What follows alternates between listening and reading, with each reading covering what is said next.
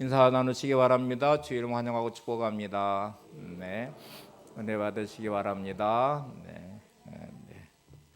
자, 신앙생활할 때 우리가 믿음이라는 말을 참 많이 듣고 제가 믿음에 대한 말씀도 이제 드렸었는데요. 이제 믿음을 가지면 일단 관점이 싹 바뀝니다. 나의 관점에서 하나님의 관점으로 이렇게 환경이든 문제든 사람이든 이렇게 다시 보기가 시작이 되는데 하나님으로 관점으로 볼 때 깨닫는 것 중에 하나가 고난과 어려움들이 꼭 나쁜 것만은 아니다. 실패가 꼭 나쁜 것만 아니다는 걸 알게 되죠. 때로는 아픔과 상처가 고통이 사명이 되기도 합니다. 내가 끝난 것 같은 그 자리의 끝자락이 나를 내려놓는 순간에 하나님의 새로운 시작이 되는 경험도 많이 하게 되니까 우리가 하나님의 관점으로 믿음으로 산다는 게 참 얼마나 중요한지, 내가 내 생각과 기준으로 볼 때는 정말 실패한 것 같은데 하나님은 다시 그것을 통해서 시작하시는 놀라운 변화가 시작되는 자리가 되고, 나는 너무 고통스러워서 이게 내 인생은 저주 같아 그랬는데 때로 지나고 보니까 그게 사명의 자리가 되기도 하잖아요. 그래서 이런 변화들의 중요한 중심에 예수님이 계시고 또 믿음이 있기도 합니다. 하나님의 관점과 시선으로 바라보는 나는 도대체 어떤 존재일까를 생각해 보시면, 내 시선으로 바라보는 나는 참 초라해요. 이렇게 세상에서 비교가 되는 나, 이렇게 가난할 때는 부자 앞에 너무 초라하고, 또 많이 배운 사람, 똑똑한 사람 앞에 서면 뭐 똑똑하지 못한 내가 초라하고, 뭐 단편적으로 외모도 키가 큰 사람 앞에서는 키 작은 나, 또 잘생기고 예쁜 사람 앞에서는 못생긴 나, 이렇게 뭔가 자꾸 비교되는 나는 초라하고, 그런 스스로의 생각도 문제지만 사람들이 또 그런 나를 평가하니까 그런 나도 참 문제예요. 늘 듣는 소리가 너는 왜 그래? 너는 이런 사람이야 하고 말하는 세상의 기준도 우리를 참 초라하게 만드는데, 놀랍게 하나님의 시선으로 보는 나를 다시 보면 나는 너무너무 귀한 사람이 되죠. 하나님이 너무너무 사랑하시는 나, 예수님은 천하보다 귀한 영혼인 나, 하나님이 독생자를 내주실 만큼 사랑하시고 주님은 자신의 목숨을 주실 만큼 우리가 귀하고 존귀한 존재라는 것도 깨닫게 되고요. 그렇게 바라보는 나는 하찮은 인생이 아니라 너무너무 소중하고 존귀한 하나님의 사람이라는 것을 알게 됩니다. 그런 나는 인생이 초라하지 않으니 하찮은 인생이 아닐 것이고, 하나님 부르심의 이유와 목적이 있을 것이니 그 안에서 사명을 찾으면 이제 우리는 하나님의 부르심의 자리에, 귀한 사명의 자리에 서는 순간에 우리는 귀하게 쓰임 받는 하나님의 사람이 됩니다. 그래서 오늘 여러분, 하나님이 부르신 나의 존재 가치, 또 하나님이 나를 통해 이루고자 하신 하나님의 꿈이 도대체 어떤 꿈이 내 안에 들어와서 자리 잡을까 하는 게 오늘 이제 사역 박람회 사역에 초청하는 자리에 중요한 초점이기도 하고요.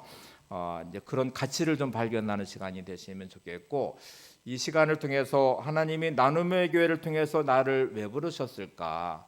하나님은 나를 통해서 나눔의 교회에 어떤 역할을 하기를 원하시는가? 저는 이제 교회 나오신 여러분들은 여러분이 선택한 것이 아니라고 믿습니다. 하나님이 여러분을 부르신 것이고요.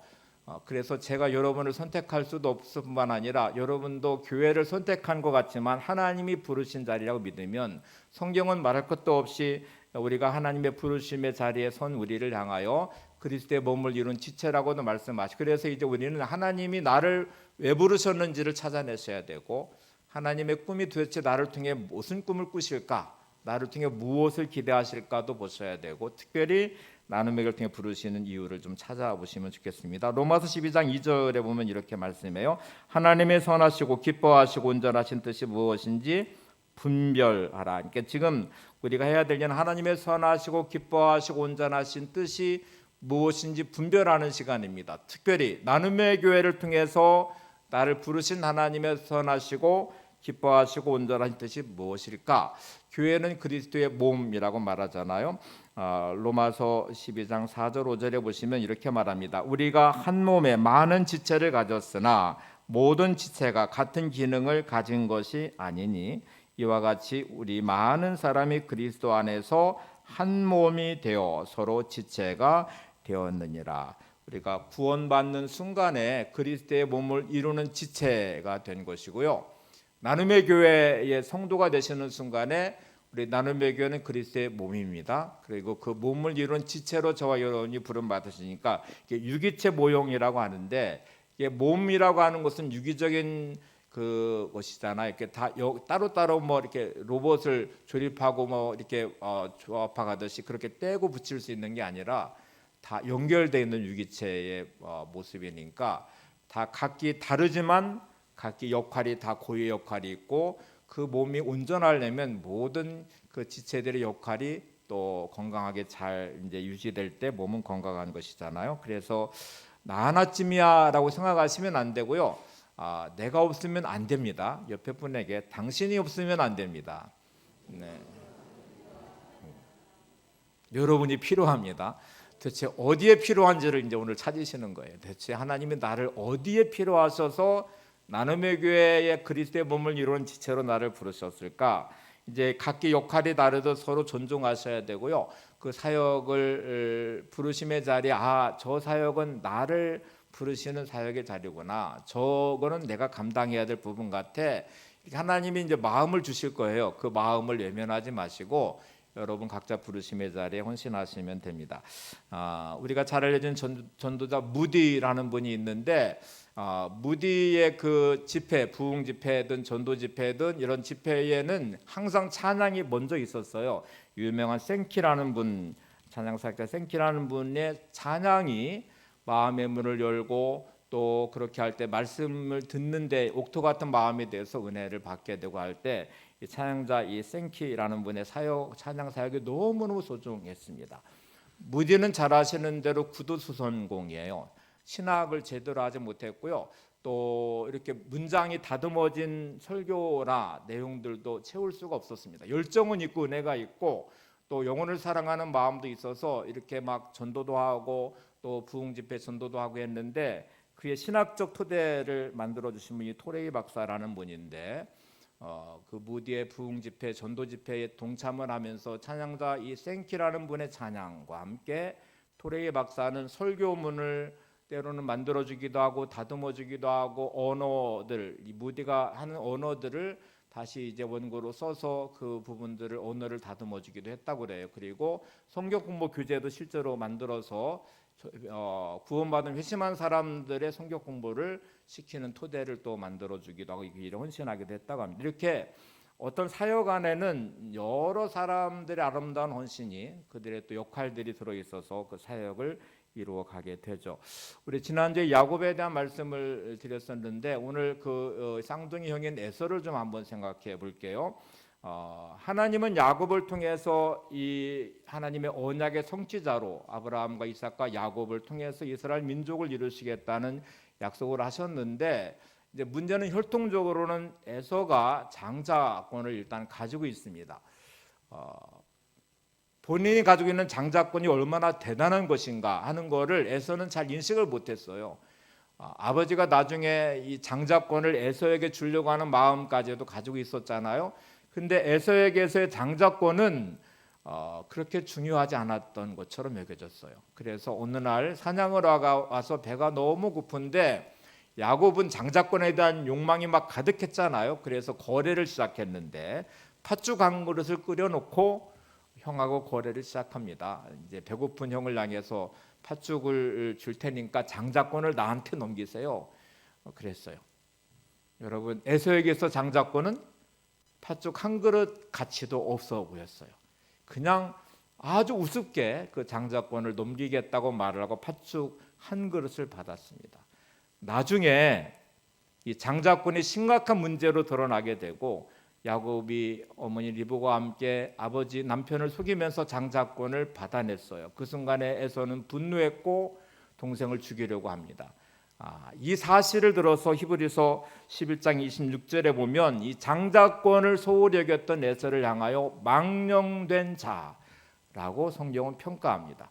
망령된 자, 자신이 가지고 있는 장자의 권리, 권한을 팥죽 한 그릇만도 못 여겼던, 우습게 알았던 그를 향하여 망령된 자라고 말합니다. 하나님은 저와 여러분을 향하여 영적인 장자권자로 세우셨고요, 또 그런 하나님의 귀한 사역의 자리에도 부르심을 주셨고 부르고 계시기도 해요. 내가 어떤 데 가치를 두며 사느냐를 꼭 점검해 보셔야 돼요. 내게는 도대체 뭐가 중요할까? 나는 세상에 살면서 돈 버는 거 중요해. 내가 자존심 상하는 거 못 견디겠어. 내가 이 일은 나한테 정말 중요해 라고 생각하는 것이 하나님께는 아주 하찮고 쓸모없는 일일 수도 있어요. 여러분이 우습게 하는 예배, 또 사역의 자리에 하나님은 그곳에 여러분을 부르시고 거기에 하나님의 가치를 부여하셨는데 나는 팥죽 한 그릇만도 못 여기듯이 우습게 알고 있다면 성경에서 말하는 이삭을 향한 망령된 자의 모습을 우리가 갖고 있는 것입니다. 다시 한번 생각해 보시면 가치는 이제 이렇게 부여된 것이잖아요. 때로는 돈으로 환산해서 어떤 물건을 살 때 그만큼의 돈을 지불하면 그만큼의 가치가 부여된 것입니다. 어떤 사람은 소중하다 여기는데 나는 저건 10,000원짜리도 안 돼. 그러면 내게는 10,000원짜리 가치도 없는 거예요. 사람들이 아무리 보석이라고 말을 해도 내게는 돌같이 여겨지면 그랬대. 실제로 어떤 랍비가 큰 돌 하나를 가지고 제자에게 시장에 가가지고 이것 좀 팔고 와라 하고 말을 했어요. 근데 이제 우리 돈으로 환산하면 예를 들어서 이거 10,000원을 시장에서 막 불러라. 10,000원 주고 판다고 하고 누군가가 혹시 이걸 사겠다고 하면 팔지 말고 가져와라 이렇게 말했어요. 근데 시장에 가가지고 돌덩어리 하나를 놓고 10,000원 막 불렀는데 사람들이 다 비아냥거리며 갔어요. 그리고 제자는 수치스러웠어요. 돌덩어리 하나를 가지고 10,000원을 부르라고 하니. 그런데 그 다음 날 또 이 랍비는 가서 이번에는 10만 원을 불러라 라고 말을 했어요. 10만 원을 불러도 아무도 외면했어요.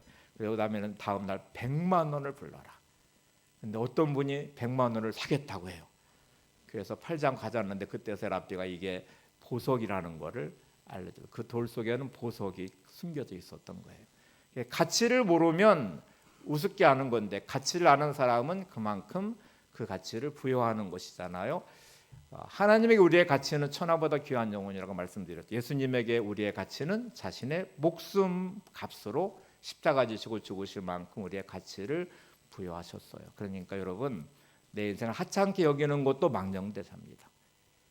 내 인생이 얼마나 존귀한지 얼마나 가치 있는지를 알고 여러분의 인생을 소중히 여기셔야 돼요.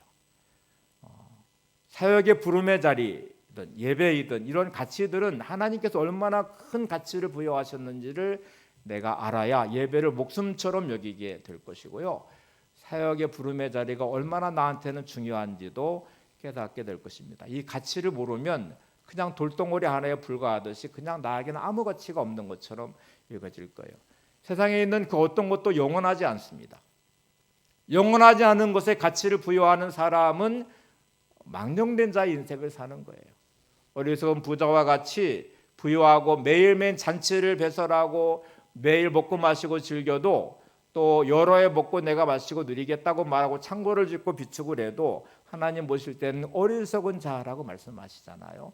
그러니 여러분 오늘 이 시간에 하나님이 나에게 부르신 이 영원한 가치, 하나님 나라까지 이어질 가치, 그 사역의 자리에 얼마나 중요한지를 생각하시면서 오늘 좀 심각하게 또 이 사역을 감당하시는 분들을 축복하고 격려하고 함께 하는 축제의 시간이 되시기를 바랍니다. 오늘 말씀에 하나님의 마음을 시원하게 하는 사람들이 있는데 충성하는 충성된 자라고 말씀을 합니다. 잠언 25장 13절을 보세요. 충성된 사자는 그를 보낸 이에게 마치 추수하는 날의 얼음 냉수 같아서 능히 그 주인의 마음을 시원하게 하느니라. 여러분 충성된 사자는 이렇게 말하면서 그를 보낸 이에게 마치 추수하는 날 뭐와 같대요? 얼음 냉수 같아서 그 주인의 마음을 시원하게 하느니라. 지역적으로 중동의 날씨를 한번 좀 생각해 보셔야 돼요. 무더운 뜨거운 우리로 말하면 여름철이라고 생각하시고 무더운 여름철이지 뜨거운 날에 추수를 해서 막 이렇게 탈곡을 하고 추수를 해서 거두는데 얼마나 많은 갈증이 있겠어요. 그런데 그때 시원한 얼음 냉수가 딱 주어질 때 마음을 또 몸을 시원하게 하듯이 어떤 사람이 그런 사람이래요? 충성된 자가 그런 사람이네요. 레플리 플린이 쓴 충성이란 책이 있는데 오늘 이 좀 책의 도움을 받아보려고 합니다. 이 책의 부제가 이렇게 돼 있어요. 주님이 가장 기뻐하신 나의 열심. 충성은 뭐냐면 주님이 가장 기뻐하시는 나의 열심. 내가 기뻐하는 것도 아니고 다른 사람이 기뻐하는 게 아니라 하나님이 기뻐하시는 일에 열심을 내는 것, 그것이 뭐예요? 그게 충성이라고 말합니다. 책 중에 이런 내용이 있는데요. 구원의 기쁨은 충성으로 나타난다. 같이 읽겠습니다. 시작. 구원의 기쁨은 충성으로 나타난다. 은혜에 감격한 사람은 충성이 즐겁다. 그리고 충성은 반드시 열매로 맺음으로 충성하는 자는 열매를 맺기까지 인내해야 하며 충성하는 자에게는 반드시 하늘의 상급이 있다. 구원의 기쁨은 뭘로 나타나요? 충성으로 나타난다. 은혜에 감격한 사람은 충성이 즐겁대요. 어제 막 우리 김장하시는 우리 여신대원분들 한 열 몇 분 오셨던데 너무너무 감사했습니다. 행복해 하시더라고요. 저녁에 오늘 권사님이 전화, 나눔의 교회는요 사역을 하면 다투지 않는 게 너무 좋아요. 그러시더라고요. 그러니까 얼마나 좋아요. 이렇게 일하면서도 행복하고, 또 우리 남신도 와서 또 막 일하시면서 또 이렇게 하는 모습이 너무 귀해 보였거든요. 그러니까 그런 충성이 즐거워요. 은혜 받은 사람은. 또 구원의 기쁨은 충성으로 나타나고, 그리고 충성은 반드시 열매를 맺음으로 충성하는 자는 열매를 맺기까지 어떻게 하는데 인내하며 충성한 자에게는 반드시 하늘의 상급이 있습니다. 옆에 분에게 하늘의 상급이 있습니다. 네. 구원의 기쁨이 넘치시기를 바랍니다. 예배의 즐거움도 가득하시기를 바랍니다. 봉사하며 사역하며 전도하는 것도 행복하시기를 바랍니다. 그리고 오늘 사역의 부르심이 부담이 아니라 기쁨이 되시고 즐거움의 축제의 시간도 되시기를 바랍니다. 자, 충성의 원어적 의미를 좀 몇 가지만 살펴보려고 그래요. 첫 번째로 충성의 원어는 피스티스라는 단어인데 여기에는 신실함이라는 뜻을 가지고 있습니다. 충성의 원어에 뭐가 들어있다고요? 신실함. 충성은 신실함입니다. 성경에 하나님께 쓰임받은 모든 충성스러운 하나님의 사람들의 속에는 신실함이라는 게 들어있어요. 신실함이 도대체 뭘까? 우리 지난주 베드로를 말씀드렸기 베드로를 다시 한번 돌아가 볼게요. 베드로가 예수님의 제자로 부름을 받았는데 도대체 예수님은 베드로의 뭐를 보시고 부르셨을까? 베드로의 재력을 보고 부르셨을까요? 아니죠. 베드로의 지식을 보고 부르셨을까요? 그것도 아니죠. 베드로의 권력을 보고 부르셨을까요? 그것도 아니죠. 어부이며 배우지 못한, 사도행전에 보면 갈리 사람이라고 아주 무시하는 무식쟁이 촌사람이라는 뜻이거든요. 그만큼 베드로의 출신 성분과 그의 현위치는 아주 보잘것없는 사람이었는데 베드로를 주님은 부르셔요. 도대체 뭐를 보셨을까? 부르시는 누가복음 5장에 보면 밤새도록 그물질했지만 빈 그물이었습니다. 베드로의 능력 보고 부르신 건 일단 아니에요. 그런데 베드로에게 있는 딱 한 가지 신실함이 있었어요. 그 빈 그물질을 밤새도록 하고 있었어요. 너무너무 어쩌면 초라할 하룻밤의 시간들, 진짜 비참한 시간들, 빈 그물질을 하는 허탈함의 시간들을 보내는데 베드로는 포기하지 않는 신실함으로 자기에 맡겨진 이 역할을 감당하면서 아침을 맞이했습니다. 그리고 주님 말씀에 순종할 줄 아는 믿음도 물론 그에게 있었어요. 그래서 신실함이라는 것이 내게 주어진 자리를 끝까지 지키는 것이라고 생각을 해요. 여러분, 결과가 나타나지 않아도 남들이 나를 뭐라고 말하든 초라하게 여기든 뭐라고 평가하든 여러분이 맡겨진 여러분의 삶의 자리에 묵묵히 지켜내는 신실함의 충성이 여러분 안에 있기를 바랍니다. 가정에서의 남편과 아내의 역할, 가정에서 부모와 자녀의 자리, 또 교회에 오면 성도로서 여러분 각자의 삶의 자리에서 누가 인정하든 인정하지 않든 어떤 성과가 나타나든 나타나지 않든 이 피스티스라는 이 충성한 단어 그냥 그래도 묵묵히 감당하는 신실함이 있다면 하나님은 그런 여러분의 신실함을 보시고 영광 받으실 것이고 쓰실 것입니다. 사역의 모든 자리는 다 드러나는 자리가 아니에요. 사역의 모든 자리는 다 인정받는 자리도 아니에요. 세상에서 말하면 무슨 성과가 나타나야 되고 열매가 있어야 되고 뭔가 결과가 좋아야 된다고 생각하지만 그렇지 않아요. 사역의 자리를 묵묵히 감당하는 그 신실함이 하나님께 가장 귀한 것입니다. 능력은 하나님께로 오는 것이고요. 열매도 하나님이 주시는 것입니다. 저희 친구 목사가 선교사가 여러 명이 있는데 한 친구 목사는 진짜 열매가 없는 사역의 자리예요. 그런데 그 자리를 지켜내는 신실함이 있어서 저는 그게 귀하다고 봐요. 세상은 뭔가 효과와 열매와 기대를 말하지만 농촌교회 목회하시는 목회자는 점점점 교인이 줄어가는 것을 감당하면서 그거를 교회를 지켜내야 돼요. 섬에 있는 교회들, 우리 지난 단일교대에도 설교해 보셨지만 간증도 보셨지만 거기는 인구가 한정돼 있고 교회는 그렇게 마지막 남은 한 사람이 돌아가실 때까지 교회를 지켜야 되는 한 목회자가 있다면 그것도 신실함이죠. 교회는 꼭 막 부흥해서 큰 교회가 돼 성공한 목회자, 이것도 무서운 함정이거든요. 하나님이 세워놓으신 자리를 묵묵히 지켜야 되는 신실함.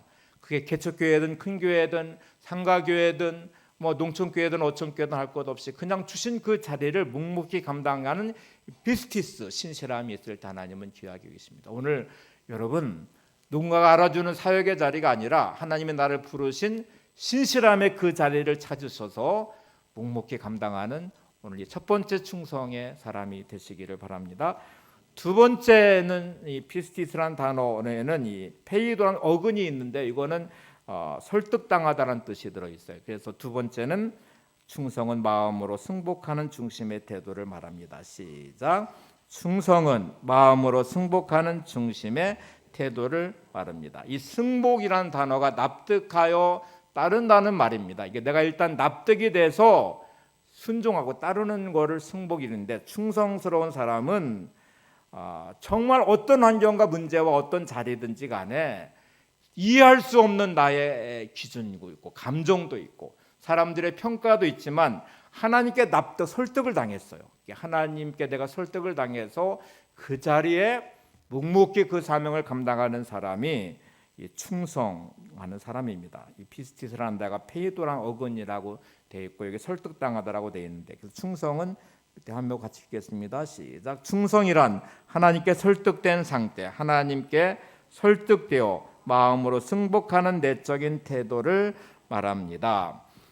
오 신실하신 주 찬양 가사만 한번 보겠습니다. 이 가사를 한번 보세요. 시작. 하나님 한 번도 나를 실망시킨 적 없으시고 언제나 공평과 은혜로 나를 지키셨네. 오 신실하신 주, 오 신실하신 주, 내 너를 떠나지도 않으리라, 내 너를 버리지도 않으리라. 약속하셨던 주님 그 약속을 지키사 이후로도 영원토록 나를 지키시리라 확신하네. 2절. 지나온 모든 세월들 돌아보아도 그 어느 것 하나 주의 손길 안 미친 것 전혀 없네. 오 신실하신 주, 오 신실하신 주, 내 너를 떠나지도 않으리라, 내 너를 버리지도 않으리라. 약속하셨던 주님 그 약속을 지키사 이후로도 영원토록 나를 지키시리라 확신하네. 최영독이라는 분이 가사와 작곡을 했어요. 하나님 한 번도 나를 실망시킨 적 없으십니다. 지나온 모든 세월들 돌아보아도 그 어느 것 하나 주의 손길 안 미친 것 전혀 없습니다. 근데 여러분, 이 가사와 작곡을 한 때가 중요한데 이분에게 로아라는 딸이 있습니다. 딸이 6살, 9살 되던 2001년에 뇌종양 암의 진단을 받아요. 9살짜리 딸 로아가 9살짜리 딸이 뇌종양 암의 판정을 받고 2007년 16살 나이로 죽습니다. 이해할 수 없죠. 자식을 먼저 보는 부모의 아픔 가슴에 묻듯이 그 처절한 통곡과 울부짖음의 기도의 시간을 보내고 그는 펜을 들고 이 가사를 쓰기 시작합니다. 하나님 한 번도 나를 실망시킨 적 없으시고 언제나 공평과 은혜로 나를 지키셨네. 지나온 모든 세월들 돌아보아도 그 어느 것 하나 주의 손길 안 미친 것 전혀 없네. 이게 어떻게 가능할까요? 생태 같은 자식이 9살에 암 판정받고 16살에 죽었던 그 시체를 끌어안고 통곡했던 그 마음의 절규가 하나님 앞에서 승복하기 시작합니다. 그거를 받아들이고 하나님을 인정하고 고백하며 그래도 신실하신 하나님, 영원토록 나를 지키신 하나님, 하나님의 뜻과 섭리가 있음을 제가 믿고 받아들이고 오늘도 승복합니다. 여러분, 오늘도 충성스러운 하나님의 사람은 하나님께 설득당하셔야 되고요. 여러분의 삶의 자리를 사랑하셔야 돼요. 때로는 아픔과 고난 중에도 실패 중에도 이해할 수 없는 어떤 환경 안에도 하나님의 뜻이 있겠지. 하나님이 나를 얼마나 사랑하시는지를 내가 알고 하나님의 뜻과 계획과 섭리를 내가 다 할 수 없지만 하나님은 한 번도 실수하지 않으시는 하나님이시고 오늘도 나는 하나님의 뜻과 계획이 있음을 내가 알기에 하나님 제가 주 앞에 승복합니다. 주님을 따르겠습니다 하고 받아들이는 믿음이 두 번째 충성의 중요한 의미입니다. 세 번째 충성은 지속적으로 충성하는 삶의 모습인데요. 여기 앞에 첫 번째 신실함이라는 단어와 좀 다른 의미로 이 피스티스라는 충성은 지속이라는 의미를 가지고 있습니다. 지속이라는 뜻은 뭘 것 같아요? 마태복음 25장 14절 15절 한번 달란트 비유해 보면 이 지속이라는 단어를 좀 의미를 찾을 수 있습니다. 같이 보죠. 또 어떤 사람이 타국에 갈 때 그 종도를 불러 자기 소유를 맡김과 같으니 각각 그 재능대로 한 사람에게는 금 5달란트를 한 사람에게는 2달란트를 한 사람에게는 1달란트를 주고 떠났더니 자 여러분 이렇게 달란트의 비유 잘 아시듯이 5달란트, 2달란트, 1달란트를 종에게 맡기고 주인은 떠나왔다가 그 다음에 19절에 보시면 이런 말씀이 나와요. 오랜 후에 그 종들의 주인이 돌아와 그들과 결산할세. 이 오랜 후에라는 단어, 여러분 맡겨진 일을 반짝하고 그냥 할 수는 있죠.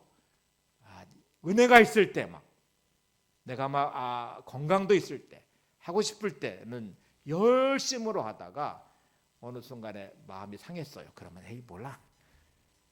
이거 충성 아니라는 거예요.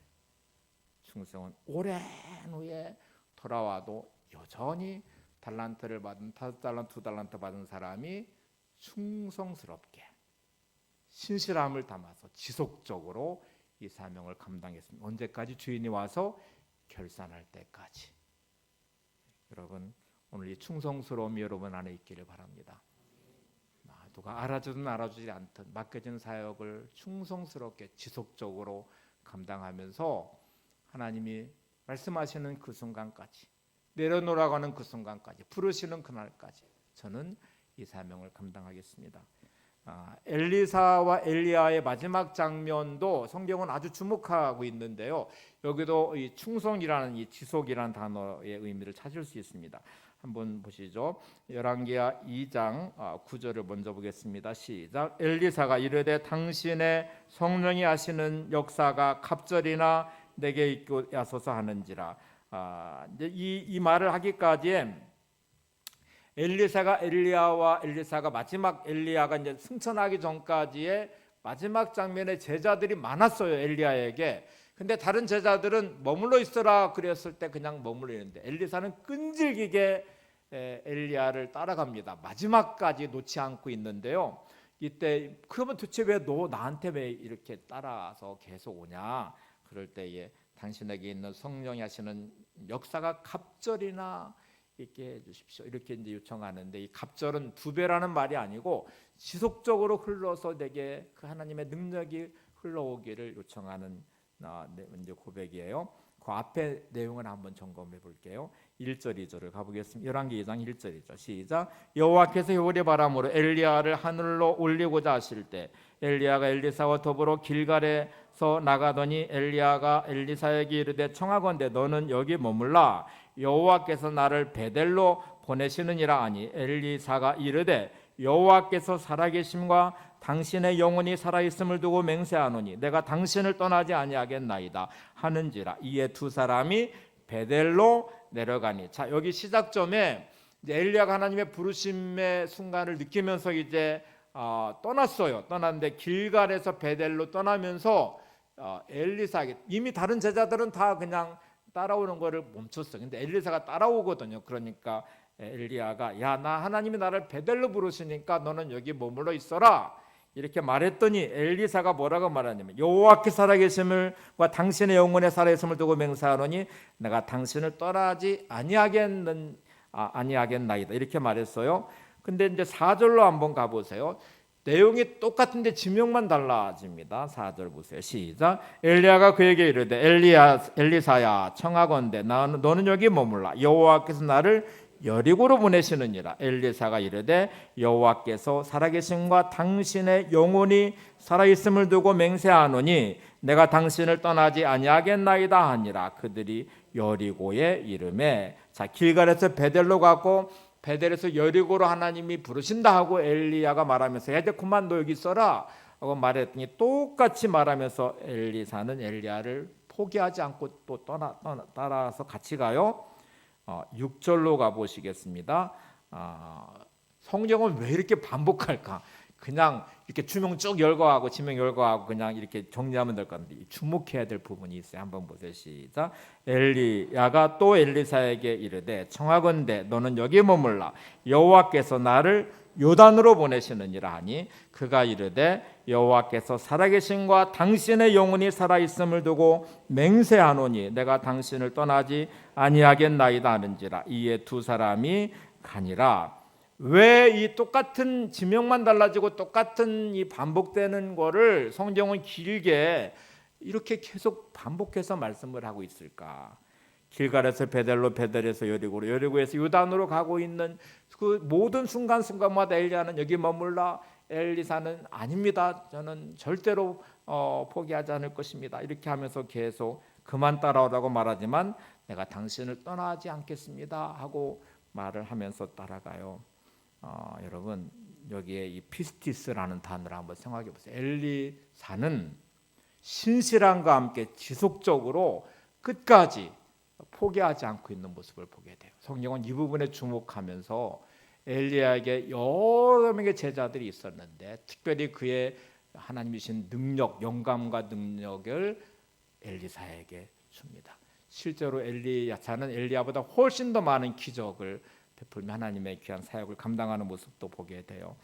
여러분 우리는 정말 너무 똑똑해서 계산이 너무 빨라요. 그래서 어떤 일을 할 때에 막 본능적으로 계산을 하기 시작해요. 교회 사역의 자리에도 아마 여러분은 수없이 지금도 계산을 하실 것 같아요. 내 시간, 내가 막 해야 될 일들, 또 내 건강, 뭐 여러 가지 막 계산하면서 나는 못해 안 돼. 근데 여러분 충성은 신실함 플러스 지속적인 마음도 중요하고요. 또 하나님께 승복하는 자세도 중요합니다. 마지막 하나를 점검하고 마치려고 그래요. 충성의 가장 중요한 이 단어의 중심에는 하나님의 신실하심이 들어있어요. 우리가 충성할 수 있는 근거가 뭐예요? 그러면 신실하신 하나님이 계시기 때문에 가능한 거예요. 우리가 아무에게나 충성하는 것이 아닙니다. 하나님께 충성하는 것이고요. 네 번째는 같이 보겠습니다. 우리가 충성하기 위해서는 먼저 하나님의 신실하심이 선행되어야 합니다. 피스트라는 단어의 원래 원어적 의미의 가장 중요한 원어는 하나님의 신실하심이라는 단어 의미가 들어있다고 그래요. 바울을 한번 점검해 보겠습니다. 바울이 이렇게 말을 해요. 고린도서 4장 1절 2절을 보겠습니다. 사람이 마땅히 우리를 그리스도의 일꾼이요 하나님의 비밀을 맡은 자로 여길지니라. 그리고 맡은 자들에게 구할 것은 충성이니라. 바울이 동족들에게 이렇게 멸시당하고 무시당하고 핍박받을 만한 사람인가? 절대로 그렇지 않습니다. 바울이 이렇게 감옥에 갇히고 무시당하고 매를 맞고 죽음의 사경을 헤매는 막 일들을 경험하면서 마지막 로마의 법정에 세워져서 목이 잘려서 순교를 하거든요. 그렇게 인생이 맞춰져요. 그런데 바울은 그렇게 취급당할 사람이 일단 아니에요. 지금 우리로 말하면 명문대학을 나왔고요. 가문은 대단한 가문이었어요. 유대인으로서의 로마의 시민권자, 태어날 때부터 나는 시민권자라고 말하거든요. 아버지가 어마어마한 부자라는 말이에요. 돈을 주고 시민권을 샀으니까. 또 에루살렘에 유학을 보냈고 가마리엘이란 최고의 랍비에게 교부에게 이제 제자가 되어서 앞날에 창창한 바리새파의 지도자, 젊은 지도자로서의 그의 삶이 기다리고 있는데 그는 예수님을 만나고 나서 그 모든 것을 배설물처럼 버렸다. 무익한 해로 여겼다고 말하면서 지금 이렇게 자기의 삶을 주 앞에 헌신하기 시작하면서요. 이렇게 말합니다. 우리를 그리스도의 일꾼이요 하나님의 비밀을 맡은 자로 여길지라. 그리고 맡은 자에게 구할 것은 충성이니라. 그렇게 할 수 있었던 유일한 근거는 하나님의 신실하심이었어요. 주님의 신실하심이었습니다. 디모데전서 1장 13절과 15절 바울의 고백을 한번 보세요. 내가 전에는 비방자요 박해자요 폭행자였으나 도리어 긍휼을 입은 것은 내가 믿지 아니할 때에 알지 못하고 행하였음이라. 빛보다 모든 사람이 받을 만한 이 말이요 그리스도 예수께서 죄인을 구원하시려고 세상에 임하셨도다 하였도다. 죄인 중에 내가 됐습니다. 바울의 마음에 가득 찬 것은 하나님의 놀라운 은혜였습니다.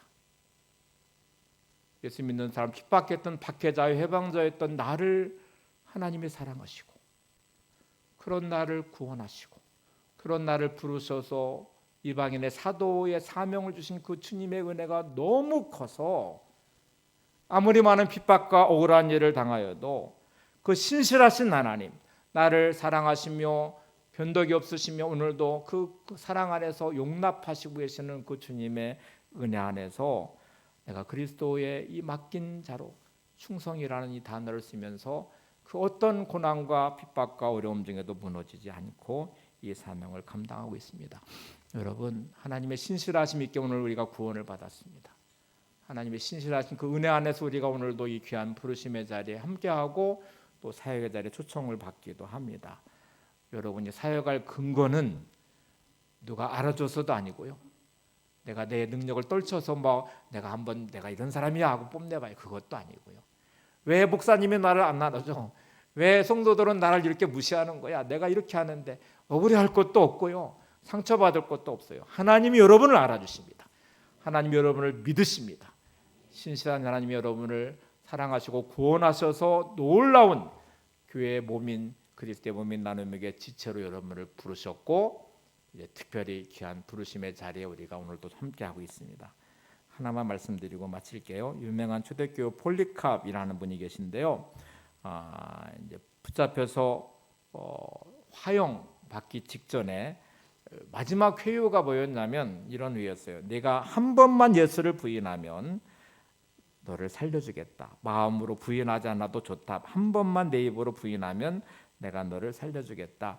이렇게 말을 했어요. 그러니까 너 마음속으로 예수님 부정하지 않아도 그냥 한 번만 예수님 부정하면 살려줄 테니까 그래라. 폴리캅의 유명한 말이에요. 한번 그의 고백 그리고 마지막에 이제 죽습니다.